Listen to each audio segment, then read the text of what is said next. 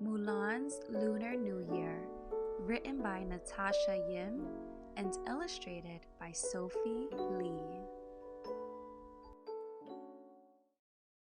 It's the day before Lunar New Year, Mulan's favorite festival, and the Fa household is hustling and bustling with activity. Mulan leaps out of bed, but her legs get tangled up in the quilt, and she lands on the floor with a thud.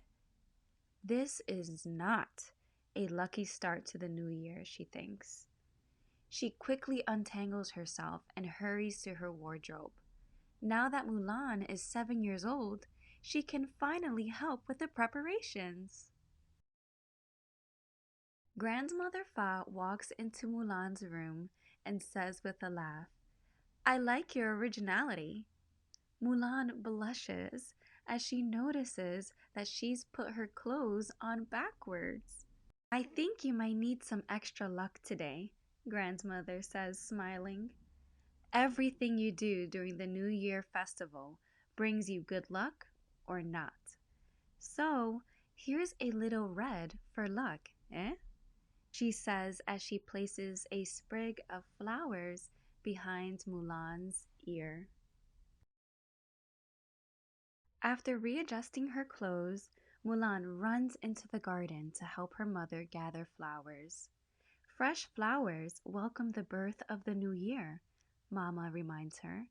"They bring happiness and prosperity." Together, they carry the flowers from the garden and place them in vases around the house. Mulan wants to sniff every bloom, and so does little brother. "Oh no!" Mulan cries. This is really not a lucky start to the new year. Mulan grabs a broom and begins to sweep up the mess. "Don't worry," Mama says.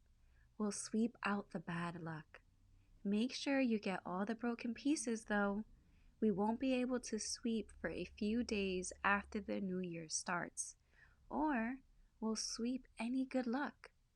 "Why don't you come help me with the New Year decorations?" Father suggests when he enters the room. Mulan brightens a little. She has been learning calligraphy and is eager to show her father how well she can write. Father hands Mulan some black paint and a paintbrush. She watches as he writes Hu, the Chinese character for luck, in perfect, bold strokes. She likes how he always ends with a fancy twirl on his brush. Mulan dips her brush in black ink and carefully writes Hu. She tries to end with a fancy twirl of her brush too, but... Splat! Ink covers her decoration. Mulan grabs another piece of paper to try to soak up the ink, but the more she tries, the worse it gets. Tears spring to Mulan's eyes. Her decoration is ruined. "Ah, Mulan, no need to cry," Father says softly. "When we face a tall mountain, there's always a way through. Why don't we try again?" So Father and Mulan paint more decorations and then hang poems up around the house. "The Hu is upside down, Father," she says when he hangs up her decoration. "I'll fix it." "It's meant to be that way, Mulan," he explains. "The upside down Hu means good luck will come to our family." Mulan sighs and walks out the garden, feeling defeated. "Everything I do is wrong. Maybe this is just not a good luck year for me," she says quietly. "I wanted to be helpful, but maybe I ruined our luck." Mulan thinks she is alone, but Grandmother overhears her. "Don't be sad, Mulan," she says, sitting down and taking her hand. "Everyone makes mistakes, and luck can come in many different ways. I have an idea. Come with me. Maybe we'll find some luck. Grandmother takes Mulan to the nearby street market, and they admire a dragon kite flying high in the sky. Do you want to fly one? Grandmother asks. Mulan nods enthusiastically, and Grandmother buys her a beautiful kite. I bet you can fly yours higher, Grandmother says with a wink. But getting the kite into the air is harder than it looks. Oh no, my kite! Mulan cries. I think, Grandmother says, that kite flying is a two-person job. Together, they untangle the strings, unfurl the kite in the breeze, and watch as it floats in the sky. See how high it goes? Grandmother says. Now that's what I call good luck. As they continue traveling through the market, they spot some lanterns. Mulan picks a round lantern for Grandmother, a square one for her father, and one with tassels for her mother. Mulan likes the animal-shaped ones best, though, and for herself she chooses her favorite, a dragon. Dragons are a symbol of power and good luck, and Mulan still thinks she needs all the luck she can get.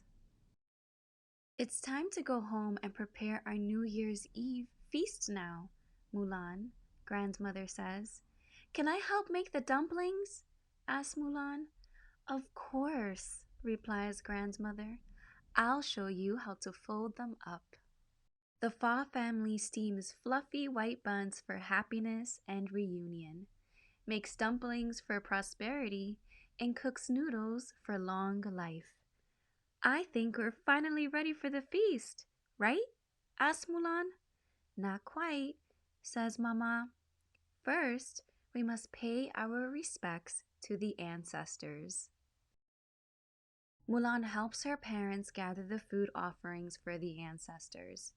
Now the ancestors can celebrate Lunar New Year too, her father says. On the way to the temple, Mulan accidentally drops one of the buns. I'm sorry, Father. Will the ancestors be angry with me? Will this bring more bad luck? No harm done, he reassures her. The ancestors will never know. Well, it's about time, cries one of the ancestors happily. I hope the chicken isn't undercooked, another jokes. That incense smells good. I think it's lavender. Lunar New Year is the best. Come, Mulan, it's our turn to eat, Grandmother says as they all sit down to enjoy a delicious New Year feast. And it's a good thing, too. I'm starving, she says with a laugh. After dinner, Mulan heads to bed, dreaming of what Lunar New Year will bring and hoping her luck will turn. On New Year morning, Mulan wakes up and discovers a special gift under her pillow. Xinyé Kuala, Father, says Mulan. Happy New Year! Xinyé Kuala, Mulan, says Father. May the new year bring you great joy and happiness. Mulan looks out her window and sees that the Lunar New Year parade has begun. She runs out to watch the procession with Grandmother, Father, and Mama following close behind her.